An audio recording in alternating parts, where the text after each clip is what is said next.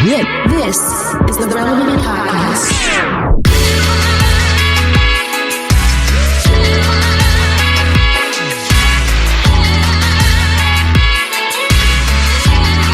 It's episode 1094, and this is the Relevant Podcast here in Orlando. I'm your host, Cameron Strang, and joining me once again from Loverland, Virginia, is Jesse Carey.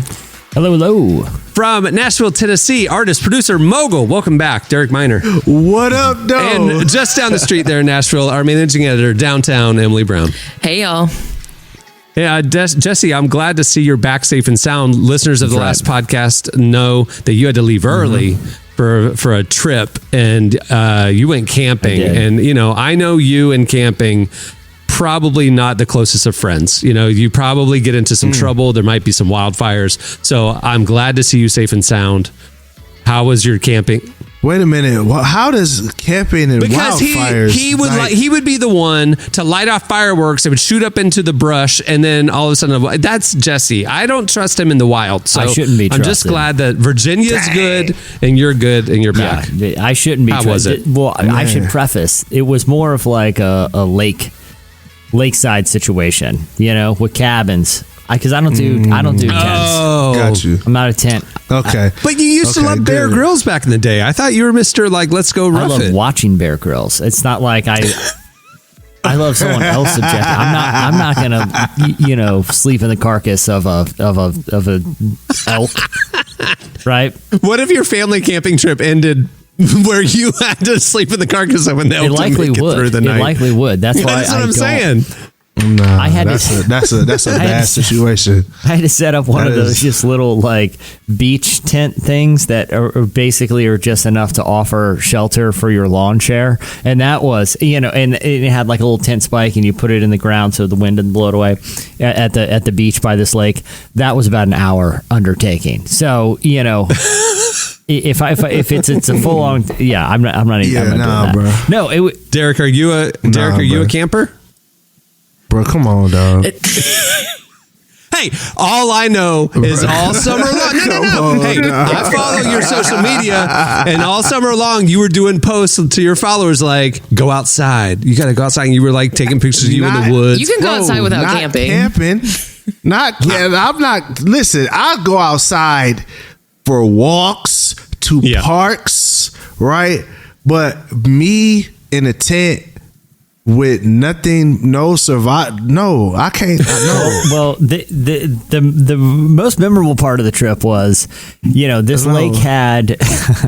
It's like those inflatable sort of like obstacle courses where it has like, sort of like these monkey bars over the water, like a balance beam, sort of like the show Wipeout almost, but on the lake. It has one of those like those blobs where you can put a kid on the end and jump off a high point and your weight cost. Did you have to pay admission to this place? Well, it comes with, if you rent a cabin, you get access to the Wow. You were not camping. Was there a gift shop? I know, right? Did you go to SeaWorld? There was no gift shop. There was a general store where you could buy sundry supplies, chips and stuff. I mean, you did you tell me the truth? Were you at a Young Life camp? Because that sounds exactly like a Young Life camp. Me, this was not. This is more of a campground. People come here to have a really, really good time. If you know what I mean, it's a little lawless. Okay. Why'd you say it like that? Redneck a lot Riviera. Of golf carts, a lot of RVs. Yeah. Like I said, I don't think law enforcement's checking in on what's going on the.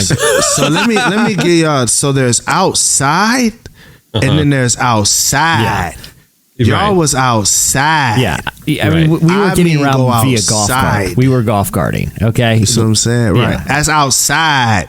Going outside. That's where y'all was at. You know what I'm saying? Yeah. That's true. Y'all was outside. You feel me? Like two of them. But either way, so they had this inflatable obstacle course thing, and like I'm sure you've seen it on like camp movies. You know what I mean? You guys get the idea in your mind of what this thing is. Sure, but could you describe it anyways? Well, So it's various Emily Petty. various obstacles that have awesome names, like the Hammer, right? Which is basically this inflatable pyramid that's probably 20 feet high that you climb to the top of and jump off of. Or, like I said, monkey bars, or like balance beams, or sort of. These things are oddly exhausting. I've been on one, like in the islands, like one of the stops when you're on a cruise, and like you buy the package to go do the water park thing. That's the thing, because you watch all the kids out there having a fun time. You're like, hey guys, so that'd be really fun to go to.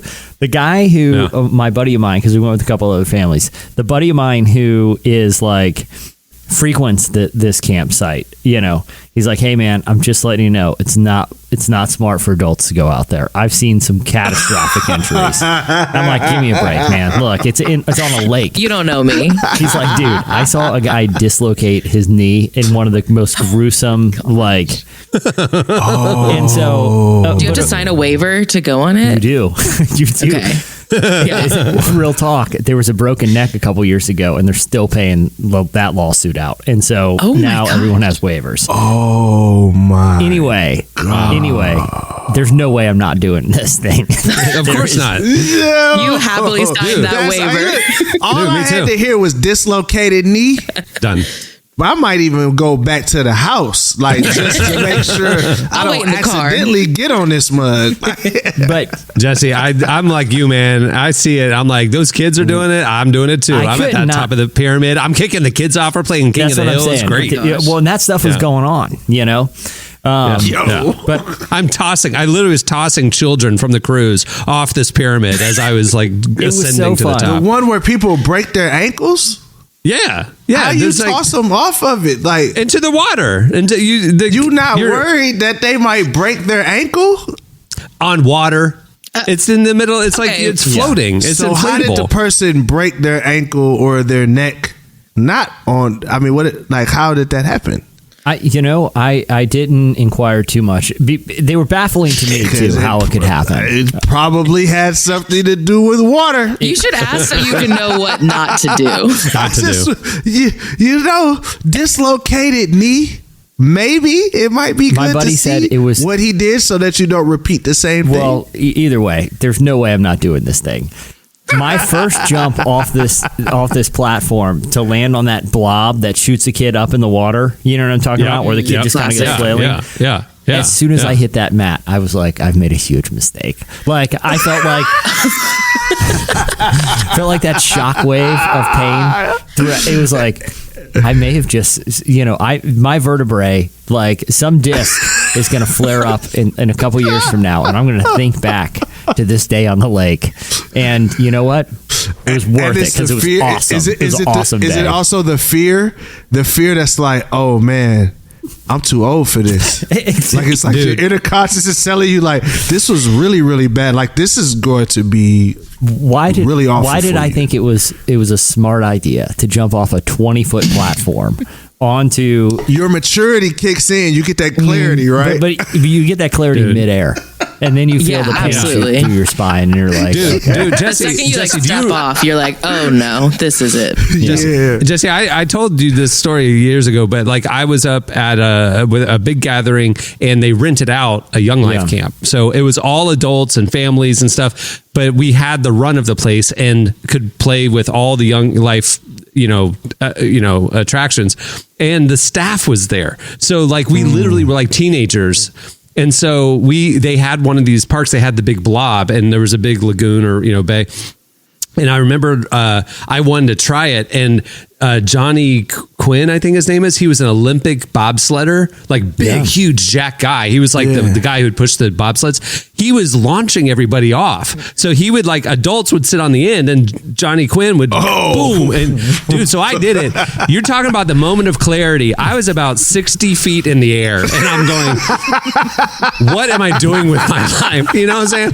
He shot me a football field away. It was insane. But that the moment of clarity, right at the peak of it, where you're just like, what am I doing? How am I going to land? You know, you're just like, does it feel like an eternity? Yep. Too? Like it's like it's really 3 seconds, but it feels like 30 minutes.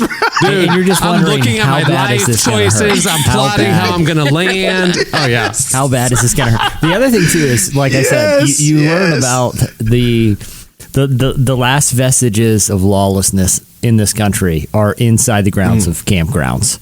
Like anything goes back there. You're voluntarily going into you're not quite on the grid, but you're not quite off of it. Like I said, you're in this gray zone where kind of anything goes back there, you know, and it's a whole culture of people that are going from campground to campground. I found about a whole thing where there's a website. I was talking to these people.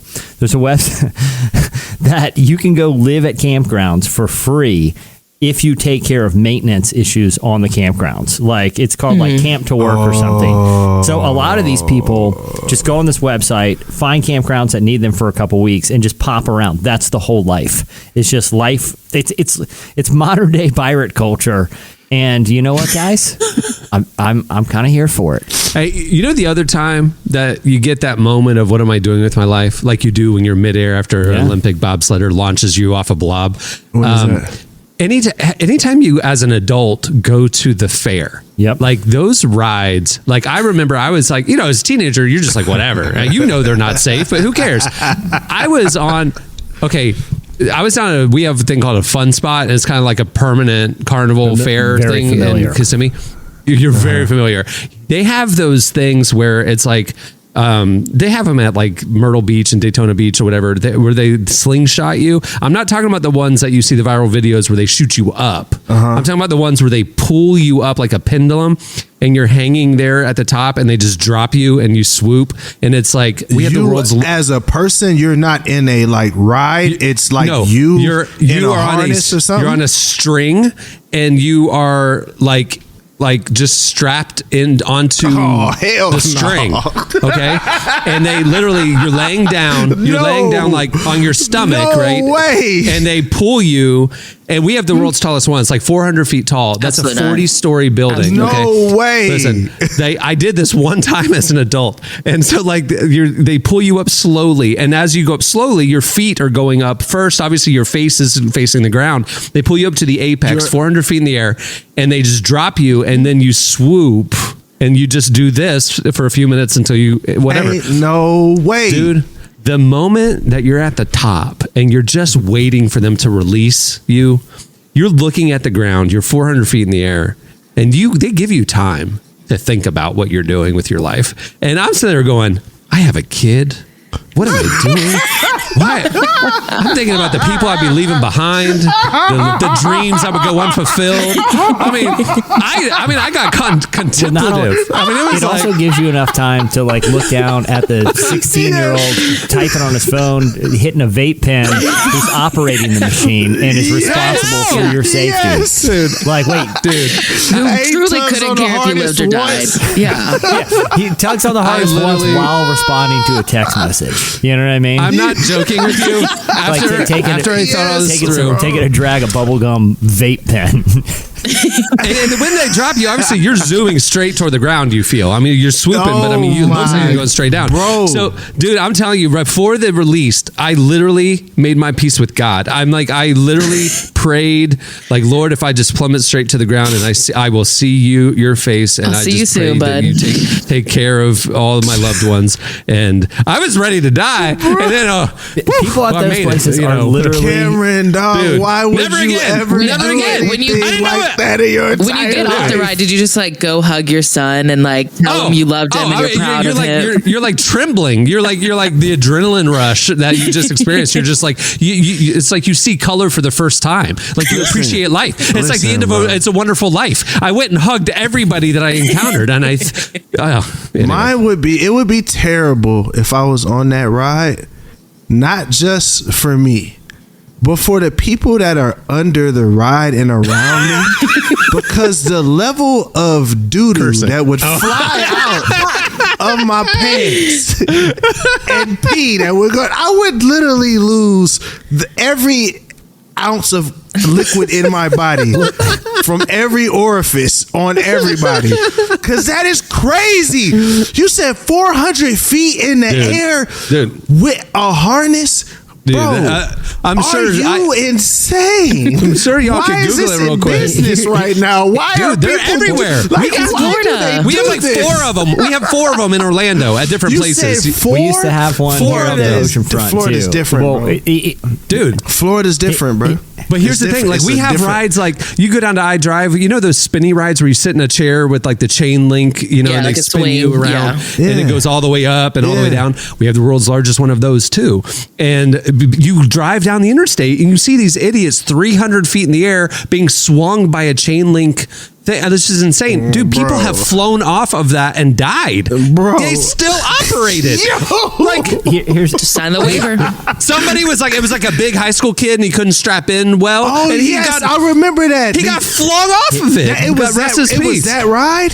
It was that ride? Here's the thing. Why is that thing even still in existence? That's what I'm saying. I don't know. It's lawless. I don't want to denigrate carnival workers. That's the last thing I want to do.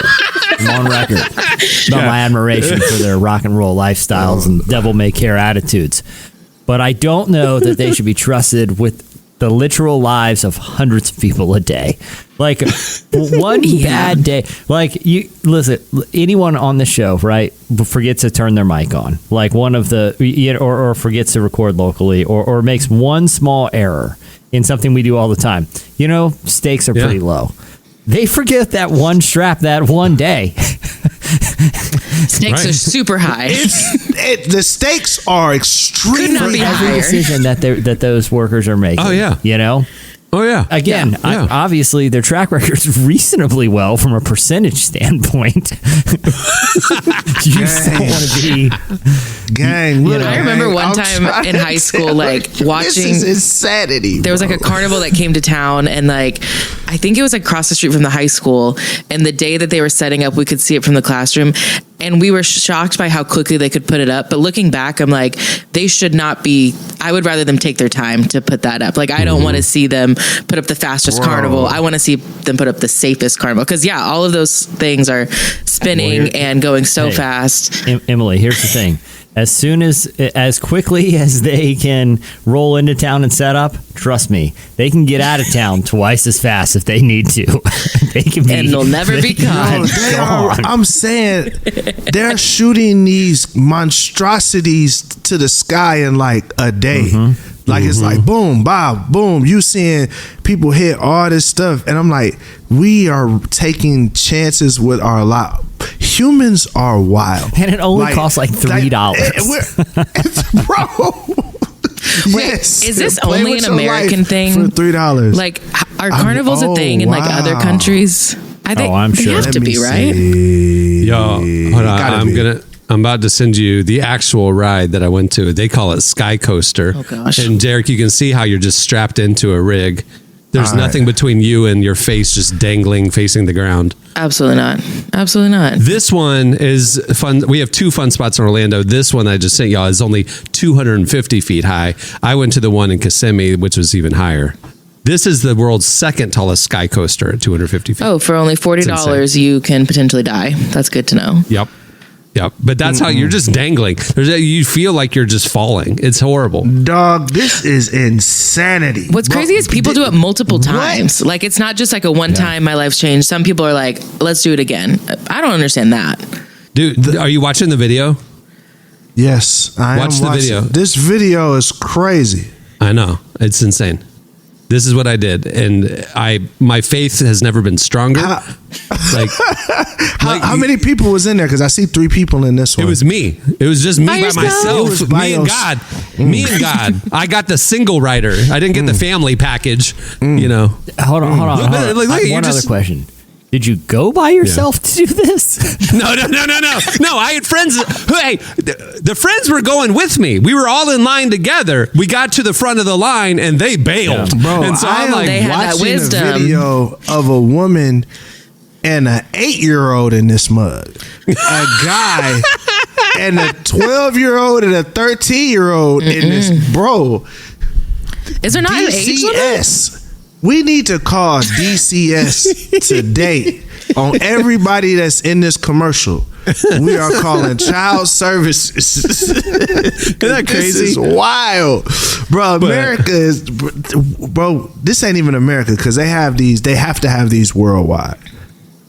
Yeah, Whoever made this up is a genius. Sky Coaster. An evil genius, but a genius nonetheless. It's funny.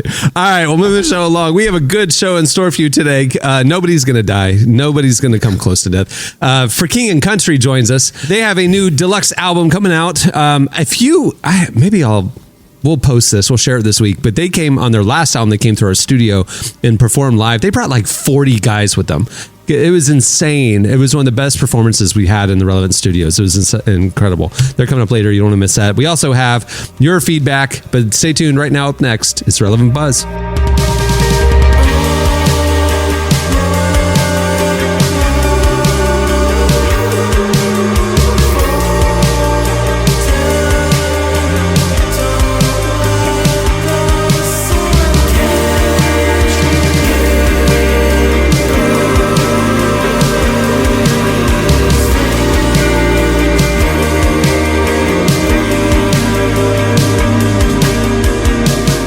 Well, you're listening to Beach Vacation and Cathedral Bells. The song is Blurred Out. Today's podcast is brought to you in part by Mercy Ships. Globally, 5 billion people lack access to surgical care. In sub-Saharan Africa, there's only one surgeon for every 200,000 people.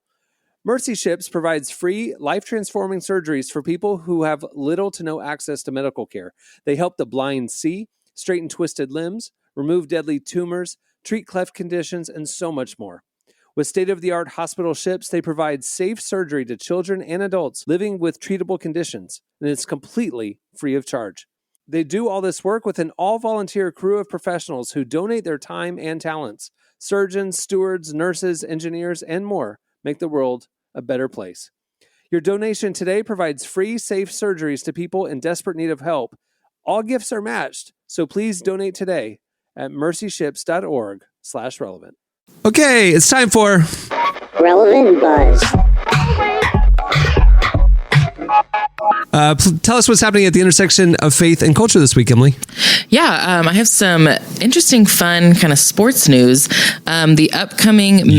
I know. Have sports news? I know. This is crazy. Let's hear it. I wanted y'all to be happy and proud of me for bringing up sports news I am extremely proud of you. Yeah. I literally thought you were going to give us an update on the new episode of Claim to Fame. So I'm glad that you're going the sports direction. Wait, Derek, you weren't here last week. Do you watch Claim to Fame? I've never heard of it. Okay.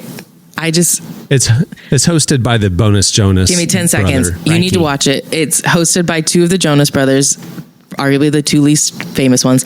And it's a show about people who are all related to celebrities, and they have to figure out who their celebrity relative is, and nobody is good at guessing. It's like Big Brother. They're living in a house together, and you get clues. Yeah. And the last person standing to not get guessed, if you get guessed, you get out, you win $100,000. So it's all these like uncles and nephews or brothers of very, very famous people like Eddie Murphy, Lil Nas X, President Jimmy Carter, Tom Hanks, people like that. But it's these obscure family members that are on the show competing for money. In the show? Oh, God rest his soul. Come on, man. Dead, man. Oh, I forgot about that. Sorry.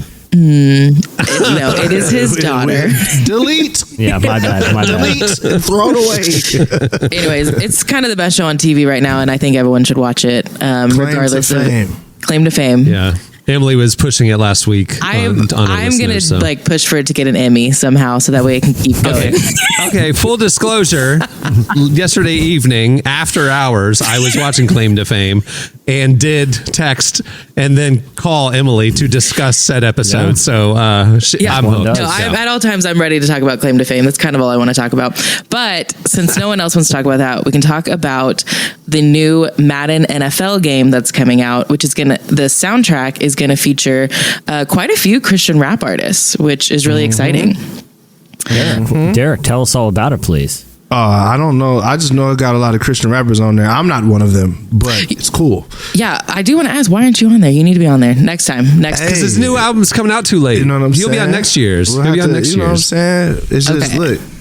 We got some work to do. I'm trying to get on 2K. That's my. I did get on a 2K commercial, so we're working on that. You know okay, what I mean? there you go. Yeah, but all right. Well, next year it'll be starring Derek Minor, but this year, Lecrae, Andy Mineo, Toby Nwigwe, NF are on there. Like, there's just a lot of artists that maybe even if they're not fully Christian hip hop artists, they are Christian, hip hop artists. So, which is just really exciting, and I think I really like it. It makes sense on two levels to me. Number one, Christian rap has gotten good. I'm sorry, but the era where it was second tier is over. It's good. Done. So there's great music coming out. Number two, these video games don't really want to have all the explicit sex stuff. You know, it's family friendly entertainment. So clean content with good music. It makes sense to me. Yeah. You know, so I'll say this for sure. It's a great way to get exposure because I'm not a big video game person, but my son likes to play Madden 2009, which I have on an old Xbox. To give you it doesn't connect to the internet. It just is old school Madden. It's Drew Brees on the cover. That's for frame of reference. But he knows the Lil Wayne song "Let It Rock" because it plays on the menu screen when you're like setting up your team. He knows the entirety of a song that came out years before he was born just from playing old school placements. Madden. Placements are huge for artists. I mean, Cohen became fans of artists because of Forza and other games where there's good soundtracks, Yeah, I mean, it just goes to show, like, one, how good music can be transcendent too, because like people are putting Toby and NF on these soundtracks not because they're Christians, but just because the music is fire and it's transcendent. Right. You know what I'm saying? So I think that I love that. That's one thing that I do say that I love about making music now. There's not a lot of barriers and boxes. Like, people are just like, if I resonate with the song, I'm adding it to my playlist, and that's what it is, and I think this is a huge testament to that. Yeah, and I really think that, like, Christian hip hop specifically, they've done probably one of the best jobs of, like, it doesn't matter what your maybe faith background is, like, everybody's listening to it, which is like super cool. For sure. Unlike worship music, is that what you're saying? I didn't want to say that. Worship music hasn't crossed over. Well, I mean, worship music hasn't crossed over. Right? I don't know if Lauren Daigle's making it on a Madden soundtrack. Crazy. You imagine? Hey, you know what? Now, here's the funny thing, though. I was watching TikTok and I saw a WWE video with Kirk Franklin's stomp on it. And Shawn Michaels was sweet chin musicking everybody. It's the best video I've ever seen in my life. So if there's any candidate, Stomp needs to be on something.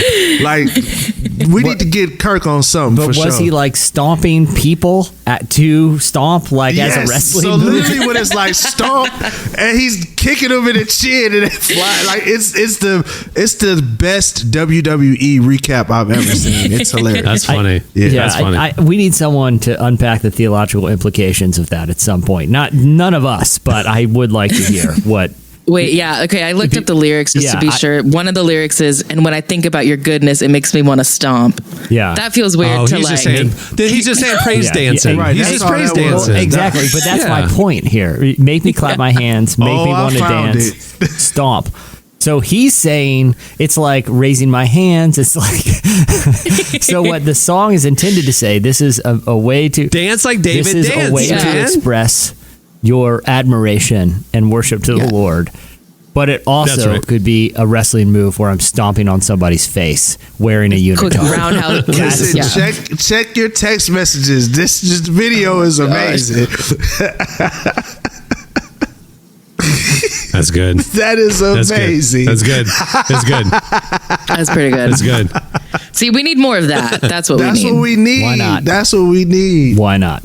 There were some very aggressive jorts in that video as well. That's good. Good. It's good. All right. Anyway, what else do we have, Emily? Sticking with sports news, but what? I know. Let's go. I know. We're going to talk about what's been going on with the family that was the subject of the movie The Blind Side. I don't know if you guys have been keeping up with this. Yes. This is crazy. So the subject of the story, Michael O'Hare, he filed a petition in Tennessee court on Monday alleging that parts of his story had been fabricated to benefit the Toohey family that took him in, and they were, they were the subject of the film. Sandra Bullock won an Oscar. So he filed this petition saying that parts of his story have been fabricated to benefit the family. And as the days have come out, there's been more and more stuff that's revealed. It's kind of turned into almost a he said, she said. So we're going to cover what he said has happened and what the family said has happened. No one on this podcast is a legal expert by any means, but this is a subject that... that doesn't stop me from posting like one on Twitter. Exactly. I watched enough Legally Blonde growing up, so I really think that I basically have a full law degree. But anyway, so... According to Michael, what happened is back in 2004, he had just turned 18 a few months before, and he was told that he would be adopted by the family. It turns out they were actually brought on as conservators, as in a conservatorship, which I think most of us, our knowledge of that word is extended to the Britney Spears case. But they were assigned on as conservators, which gave them legal authority to make business deals in his name. And so, according to the lawsuit, he has said that because of that, they have kept money from him and that they made money from the movie, The Blind Side, and that he didn't get to see that money. And then he also said that he was just personally hurt by not being fully part of the family and felt like he had kind of been kept away from them. The family responded and said that he did know that it was conservatorship, that he had always been aware of that, and that they still treated him as if he was like family, even though legally there was obviously like a difference there. They also said that the only money that they received from the Blind Side film, they got like a flat fee of about $70,000, and it was split between them. So each of them got about $14,000. That's all they ever made. They didn't make more. He alleges that they have made more. And so that's what's kind of being figured out in court is where is the truth and what's really going on here. I remember on his part, he said that he's never received any money. So when she says it's split, was it split equally among everyone but him? It sounds like if that's the case, that's what he's alleging. That's what they're crazy. Saying that he did receive money. He's saying that he didn't. Okay. That's what I was asking. Right. So that's where it gets. Are they saying that, hey, we split it equally, or are they admitting to splitting it amongst themselves and him not receiving? From what she has said, the husband spoke, Sean. What he has said, they split it evenly, including him. So they said that it was, I think, they said like 14,000. My assumption as a non-legal expert is that there's also beyond that initial rights fee, that the money, that small amount that they got paid for their story. Probably there's other monetary opportunities that came across their path, endorsement deals, speaking gigs, book deals, and that they monetized that, and he was probably left out of that. And I'm assuming, just looking at it unbiased, like the family's perspective might have been, oh, well, he went into the NFL. He doesn't need money from the book deal for the book that I wrote about our story or whatever. And it just created a wedge. They had a falling apart. And it's just really sad to, they have this, what could have been an uplifting, positive story. It turns out that it was kind of a lot murkier than the movie made it out to be. Which is really sad. Yeah. Really I think any inspirational story that they adapt for film, unless it's a documentary where it's straight up telling the truth, I think they should do like the Flaming Hot Cheeto route and just fabricate it. Just make it up. Inspire everyone. And just don't worry about it, how it's acting. Man, that was like I said, crazy. I appreciate the hustle. And even in the statement, they're like, look, man, the guy's living his truth. Even if his truth is made up, it's still, it was kind of like, you know what? Props to that guy, because I'm more inspired by his ability to have a fictional story made into a movie than I am about the original. That's more impressive than inventing Flamin' Hot Cheetos. So... The Flamin' Hot Cheeto movie has the most audacious, and I know that's produced by Devon Franklin, and he's been on this podcast many times. I'm not trying to talk bad about him, but the marketing of that movie literally said in the trailer, this is a true story. Yeah. And the guy who is the subject of the story said, That did not happen. That is not what happened at all. Cheeto says that did not happen. Y'all are just straight up making this up 100%. And they knew it in court. So they wait it. a second. Wait a second. So Richard, the guy that's in the movie, said I didn't invent the Cheetos. Yeah, dude, it was Cheeto said I didn't invent it. It was a lady in Texas. It was a lady in Texas, and it's like documented in court and everything that this is actually what happened. And he says, yeah, that is what happened. But he went around as a motivational speaker and started telling this narrative, and it was a better story. I think so. I think he doesn't fully say. I think he makes himself part of the narrative. Like he's not like I did part of it. Like here's what Emily and I think happened. Yeah. Here's what Emily and I think happened. This lady, the flavor testing lab in Texas, came up with the idea for these spicy versions, right? And probably he, being a target demographic market in the California Hispanic market, they brought him in as an employee to do a taste test and give us feedback on what you like about these new flavors or don't like. And he probably said, "Oh, I like this spicy one," and they're like, and they ran with it and tested it, and it worked. And somehow, because he said that he liked it, he got credited for inventing it. Here's my point. Here's my point, though. Wild. Isn't that crazy? I didn't know. But all this is documented. It's documented. We could This is what avoid actually all would this happen. blindside mess is if we just make up all our inspirational true stories right now. Just find inspirational stories out there. And then put it in the trailer. This is a true story. Yeah. Even just lie. Who cares? That's what I'm saying. no one It cares. avoids all this Get away with drama years later. You know what I mean? Yeah. Like just make it up. I love it. Nobody cares. I'm still inspired by the story, even if it didn't happen. Like I said, it's even more inspiring. My brain has It's even more exploded. inspiring that they were able to get them That Hollywood fabricated an and made everyone believe it. No, I'm pretty impressed. But that everyone knows that it's wrong. Like it's like everyone knows this is not true. Yeah. Like that's the thing that's crazy. Is like it's like we well just documented. right? But and right before the movie rights even got purchased by the production company and Eva Longoria and all that stuff, the LA Times, Hollywood, the LA Times wrote this huge series of investigation about the Flamin' Hot Cheetos story. And so it was publicly known. Despite that, they bought the rights to the story and wrote this script and then marketed it as a true story when it is widely and publicly known that no element of the story is true. Isn't that crazy? Some might say inspirational. Exactly. That's wild. That's wild. It's not as wild as flying around 400 feet in the air on a shoestring. Yeah, where's his story? Yeah, it's pretty That's wild. what I'm saying. Blindside could have avoided this if they just fabricated a complete story about an NFL player from the ground up, and then no one's arguing, and people are still inspired. Yeah. That's all I'm saying. Still inspired. All right. What's the last thing you have, Emily? Last thing I have is just a very interesting report that came out from the American Bible Society last week. 34% of Gen Z identify as non-religious, so either agnostic, atheist, or none at all, which is just more than any other generation.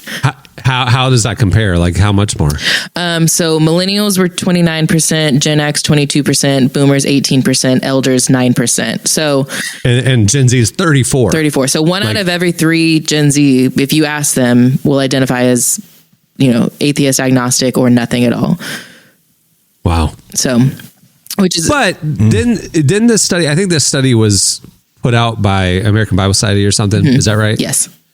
And I think within it, they had follow-up questions for the They did. agnostic people, and they are way more spiritually curious and interested Yes. than other generations. They just are more skeptical and To less likely identify. to believe. Yeah. Right. Yeah. Of 56% of young Gen Z, which is ages 18 to 21, said that they are very or extremely curious. So it is interesting.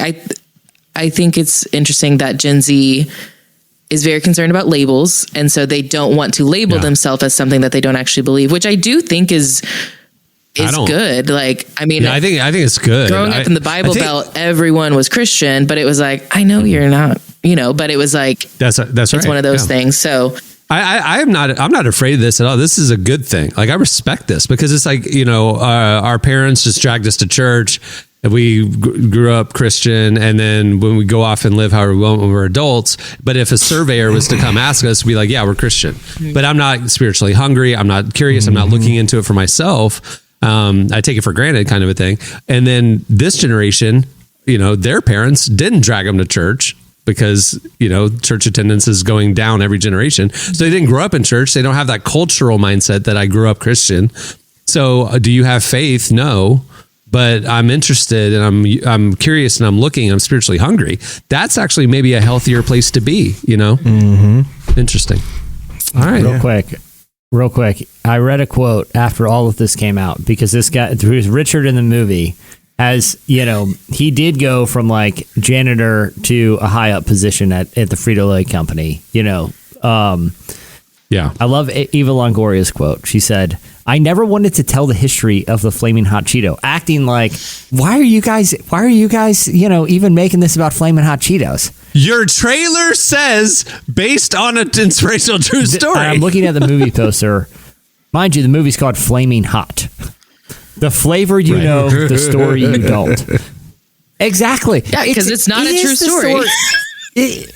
Yeah, we don't know the story. Yeah, you don't know the story because you know the true story. You don't know our fake story. That it was cooked up by professional food scientists in a lab somewhere, But again, I appreciate more that they were able to convince everyone that this happened and just fabricated it. Good for them. Good for them. Yeah, there you go. This is wild. Isn't that wild? Yeah.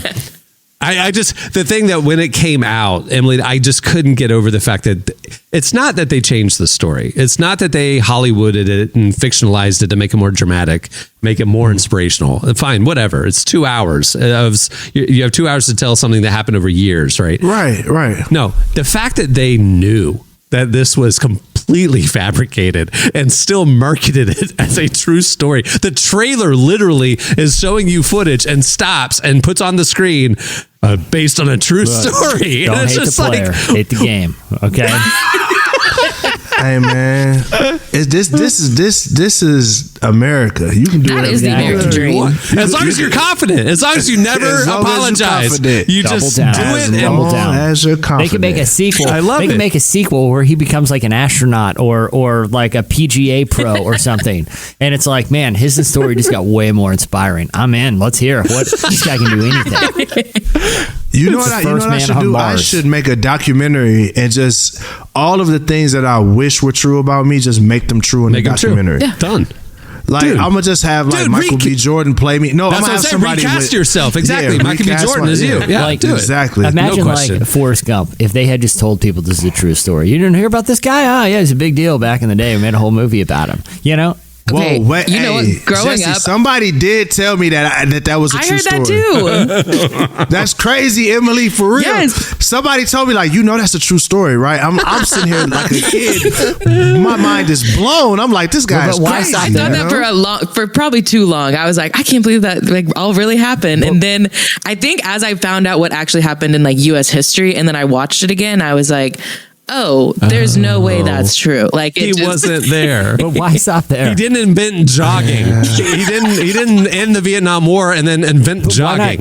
Why not any movie? Yeah, it's you didn't hear the plot of Rambo 2 where he retroactively wins the Vietnam War. Yeah, you didn't hear about that guy? Oh yeah, he's living in National in hero, Jackson Hole right now. He's doing great. Oh, Batman, Dark Knight. Oh yeah, you forgot about that? It must have slipped under the billionaire who fought the clown guy. Oh yeah, True story. It's the documentary.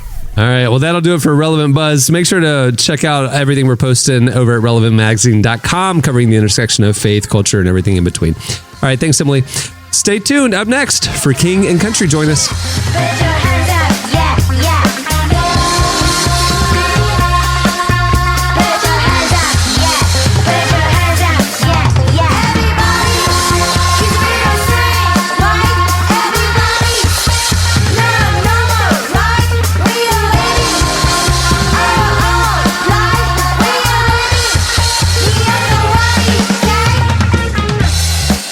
You're listening to Chai. The song is Neo Kawaii, okay? Well, today's show is brought to you in part by the new book, God, the Science, the Evidence. We talk a lot about faith, but how often do we talk about science in the same breath? You might be surprised to discover just how deeply the two actually agree. For centuries, science has been used to dismiss the idea of God, but today an intellectual revolution is underway. Modern discoveries in physics, cosmology, and biology are consistently revealing the same truth: creation isn't an accident. That profound reversal is what engineers Michel-Yves Bolloré and Olivier Bonassi investigate in their international bestseller, God, the Science, the Evidence. This book is a rigorous, evidence-based critique of materialism, inviting you to explore over a dozen scientific, philosophical, and historical domains. It shows that what was once seemed impossible, that science could point to a creator, is now supported by a vast and convergent body of evidence. With over 400,000 copies sold in Europe, this book is sparking a global debate. It's thoughtful, fascinating, and a powerful reminder that reason itself affirms the existence of God. Learn more and find out where you can purchase your copy today by visiting godthesciencetheevidence.com. Well, our guests today are Joel and Luke Smallbone, a.k.a. for King and Country. They're one of our favorite Christian groups, and they are releasing the deluxe version of their album, What Are We Waiting For?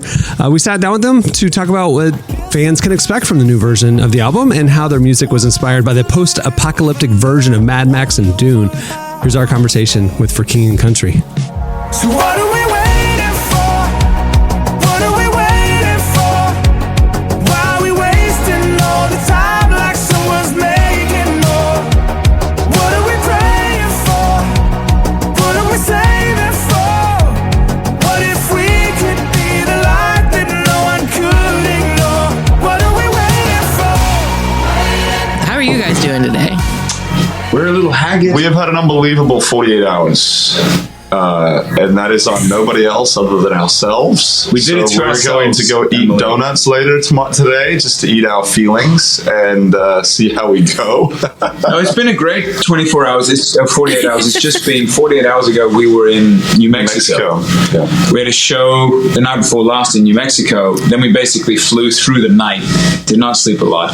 To the Iowa State Fair and played the show there last night till about midnight, and then we also released this music video yesterday. So we have been we've been hustling as musicians do, as you know. Yeah, you guys have had I feel like I have done nothing in the last 48 hours compared to what you guys have done. Well, I wish you could have thought of us as you crawled into your cozy bed each night. Is that like a crazy 48 hours, or is that pretty normal for you? That was pretty crazy. It used to be when we were coming up as a band, 7 years ago or so. It used to be much more normal. We have hopefully learned and understood that we have to work smart and not harder. At that point, death was imminent. When we were doing those types of things. now death isn't quite so imminent. I think that I actually said this to our tour manager. I was like, man, you can do a crazy day. You can do it once, in a week. It's when you do it back to back that you just see like health suffering, people getting sick left, right, and center. So today, morale's going down. Today we all got a good night's sleep, and we'll be all right. Yeah, hopefully you'll get some donuts, like you said. That'll lift your spirits. Right. We already found it. Gramps. Gramps is the local place. That's where we're going to go to Gramps. Okay. Coffee and donuts. Well, thank you so much for making time for me today, especially knowing all the travels you've been through to get here. I really appreciate it. I like that we've just spent 4 minutes digesting licking our wounds from our last 48 hours. Thank you for... I feel like y'all needed that a little bit. Therapy session, part interview. Yeah, so that's the goal always, is so that you can have a little bit of rest and I get some fun insight into your crazy lives. I feel like that's a good balance. Anyways, we can move on from the therapy time because we got to be talking about the deluxe album, which you're releasing. What can you tell me? What's new about this version? It's interesting, Emily, because when we actually worked on the album, 2 years ago, released it last year, we'd had this idea of wanting the record title-wise to stand on its own 2 feet, which was the question, what are we waiting for? Because we felt like people would interpret it in its own way. They would tie it to individual songs on the record. But all along the way, we had a song under the title, What Are We Waiting For? We kind of wanted to delineate it from the record for a moment. And so part of the hope was to stagger the release of the album and the song, which is what we did. So we released the song a little over a year after the album. And then this music video, like I mentioned, to the song as of yesterday. So that will, the deluxe ends up becoming sort of a catch-all for, it will actually be the ultimate version of the record. So what are we waiting for? We'll actually start the deluxe. We're going to take songs like, you know, Love Me Like I Am with Jordan Sparks that weren't on the original record and tie that into the record appropriately. You know, For God Is With Us with Hillary Scott, pull that in.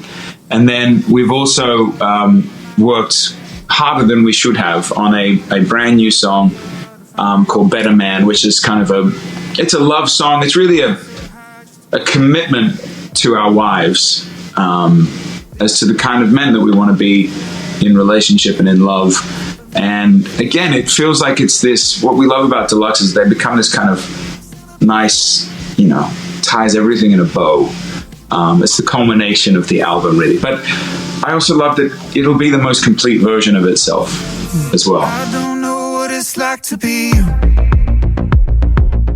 You don't know what it's like to be me. What if we're all the same in different kinds of ways? Can you relate? How do you feel like these new songs and these, like, the things that you've added, how do you feel like it maybe changes the message of the album, or does it change the message? Well, I look at Deluxes as a little bit of a, you know, when you announce an album, you kind of announcing a new era, right? And in some cases, that era for an album, you know, lasts for a year and a half, 2 years. And what you realize is, as artists, is a year and a half, 2 years, there's going to be new iterations. There's going to be, as Joel explained, there's going to be new remixes. There's going to be all this other, and in some cases, the Deluxe is like almost the nail in the coffin of the era. It takes everything that took place in that time and it links it all together. And what I think it takes, I think for both Joel and I, when it comes to the message of it, I mean, having the What Are We Waiting For and Better Man on the Deluxe, I think it makes it complete, because these were songs that were around when we released the album. I think that this is, I don't necessarily know if it changes the message at all as much as it is, this is the final iteration of what we dreamt up several years ago. And so now I think for both Joel and I, we can look at it and we go, it's now complete. You know, it's now officially finished. And I actually kind of like that new albums are like that, because you discover things as you kind of get adjusted to the new material, the new songs, that you find certain things and you hear certain things. And so to have a couple of these other songs that now we kind of get to have as the finished product, if there were any holes, these fill the holes of what you had kind of originally dreamt up. And I like that. It's an interesting way to think about a deluxe version as like kind of like the final version, like you said, of the era, which is something that I think y'all have always had so much fun with. Like, I know a few years ago y'all had sort of like this pirate persona, and y'all have been doing the music video yesterday, you know, like a mixture of like Mad Max and Dune, which I want to know, like, of all the things you could get inspired from, why Mad Max and Dune? I've never even seen the movies.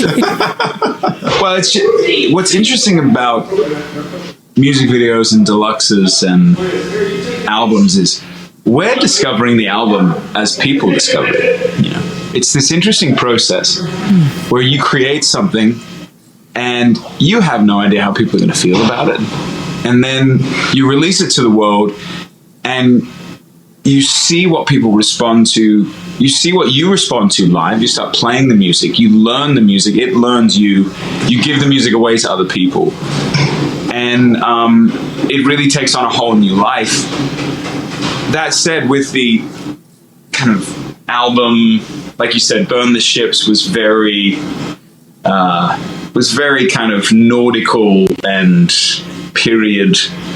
We almost went in the other direction with this. We went sort of post-apocalyptic, you know, leaped ahead, you know, hopefully a few thousand years. And it became this allegory for really what we've sensed, you know, culture, communities, really the world has walked through over the last few years. And that is, it's been a bit of a social, political, racial death of sorts. It's been there's been this kind of dying that has happened through the pandemic. And so we wanted to kind of emulate that in the from everything from the album cover to this culminating music video. But what's really beautiful is there's always new life on the other side. This is the cycle of life, right? There's beauty on the other side. There's innocence on the other side. There's discovery. If you can push through it, there's discovery. And the very thing that was trying to kill you can make you stronger. And so we've just had kind of a bit of a field day exploring that from beginning it to end, if you will, of this album. And that's what's really fun, Emily, is like this music video really feels like the culmination, as does the deluxe. It feels like this is the punctuation point, and we're kind of ending the album where we started the album, visually, sentimentally. And so this, again, my OCD is going wild right now with the symmetry of this.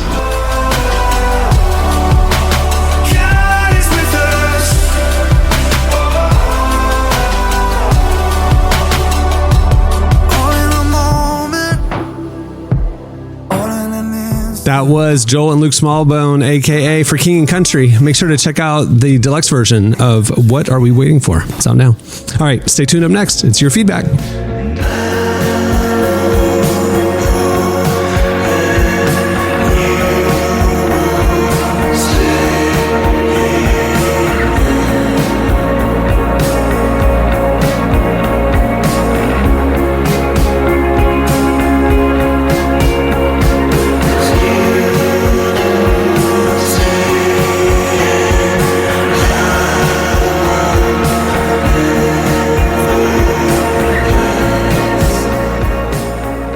You're listening to Slow Dive. The song is Skin in the Game. Well, today's podcast is brought to you in part by the new book, Confessions of a Christian Alcoholic.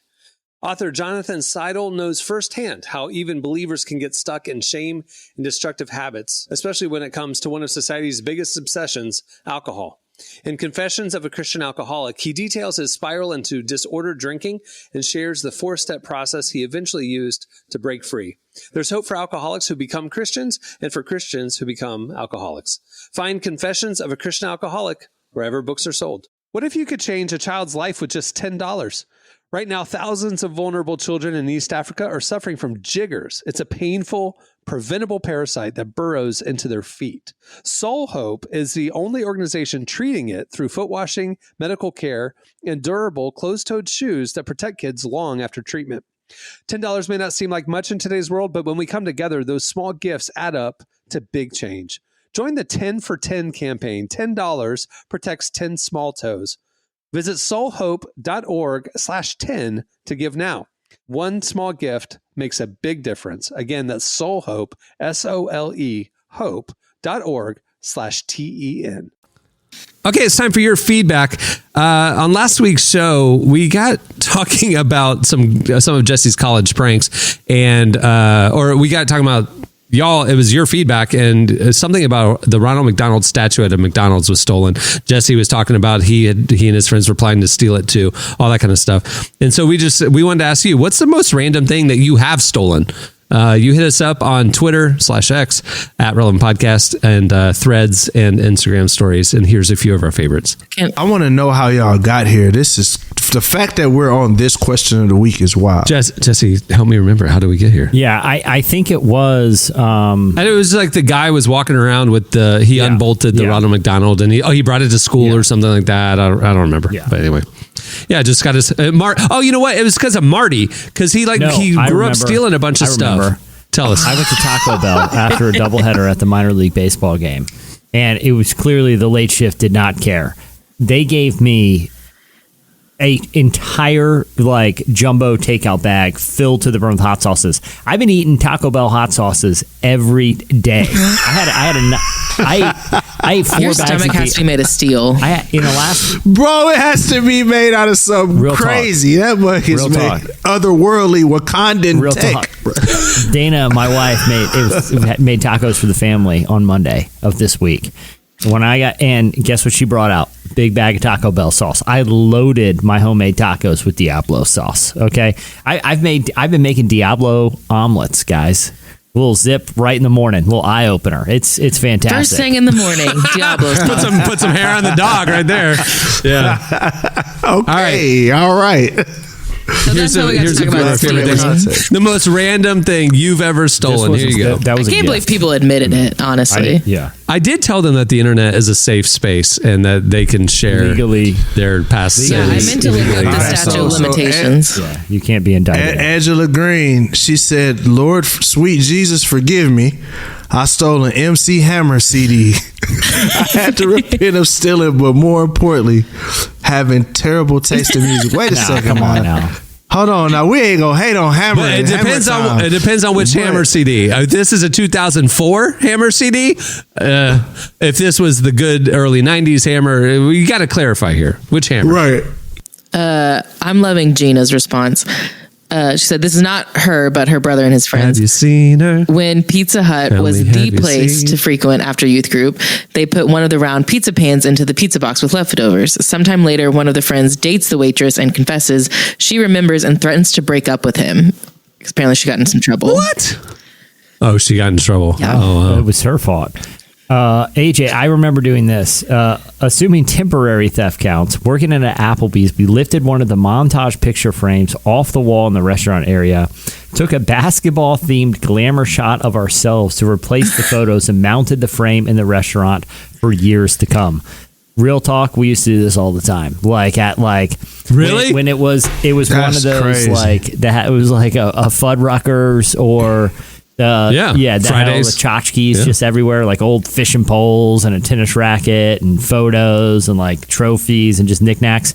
We would bring random stuff. It started one day because they had like a little game where you could win like Beanie Babies, like in a little claw machine. And we won one and we didn't know what to do. So we just put it up in the corner, like on the mantle with all the junk. And the next time we went in there, it was still there.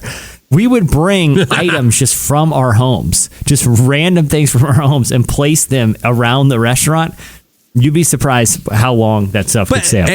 AJ went to the next level, taking the pictures of himself and putting them in the frames. Brought one. This is crazy. He didn't even need to replace one. He just added one. Well, I got a story. It's not me, but I had a homie that used to work at McDonald's. And this man stole a whole box of chicken nuggets. Took them home, fried them up himself. This man was eating McNuggets for like a month. It was crazy. We go over there and it was sad. But for sure. That's funny. All right. Well, there's a lot more where that came from. Go check it out. You guys are a bunch of degenerates. Okay. It's time for this week's Editorial question of the week. All right, earlier in the show, we were talking about floating water parks and carnival rides. And we've all found ourselves, some of us have found ourselves in those situations from time to time where you have that moment of clarity and think to yourself, I immediately regret this. Like, what am I doing with my life? So that's what we wanted to know from you.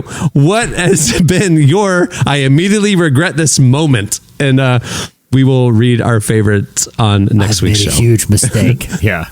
Yeah, it's that moment where you're standing on top of the giant inflatable pyramid, about to jump down 30 feet onto like an inflatable thing to fling a strange child, like a kid you don't know, into a lake.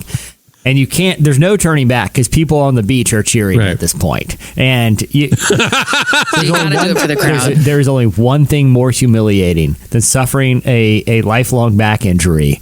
A spinal injury from jumping off that pyramid and by landing on the balloon. That's climbing back down the balloon in shame and leaving that kid and everyone on the beach in disappointment.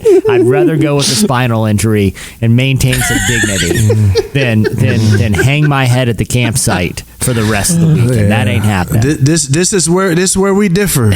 Because I'd have been like, you know what? See the way my knees are set up. Hey, come on up you're here. Already up there. You're already up there. I'm about to get down. You climbed up. Now I yell at a teenager out here. Hey, you with your shirt off. You should have thought about that before you climbed up and got your own soaps up. Jesse, earlier when you were telling this story, I really thought you were going to end it with, and that's why I have this cast on my leg right now. Like I really thought you had like fully broken something. Like I said, I feel like Are you walking around with like a cane these days? I'm just saying the back has been totally normal, but I wasn't going to climb back down. Not with everyone.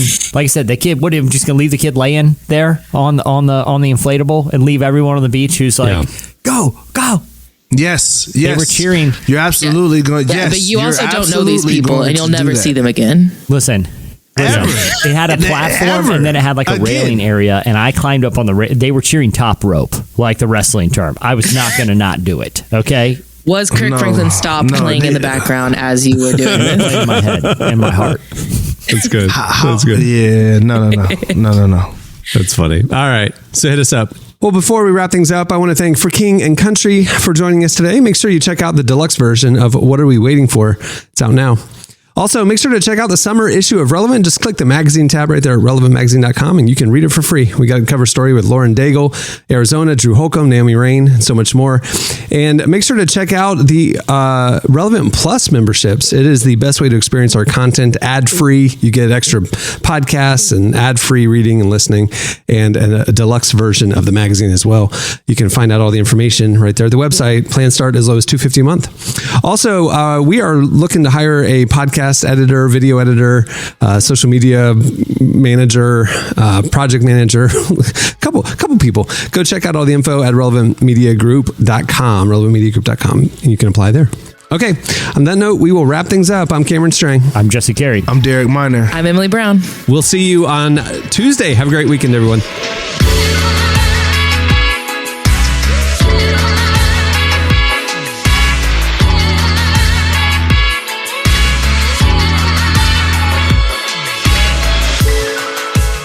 For listening to the Relevant Podcast. Check out our features, interviews, and news updates every day at relevantmagazine.com. And make sure to follow Relevant on Facebook, Twitter, and Instagram for the latest. For more great podcasts, browse the shows on the Relevant Podcast Network, which you can find at our site. And while you're there, don't miss the all-new era of Relevant Magazine.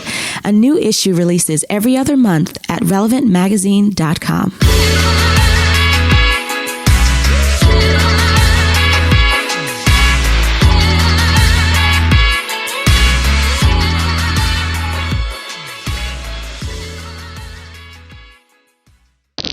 Make me clap my hands. Make me want to dance. Stomp. Relevant Podcast Network.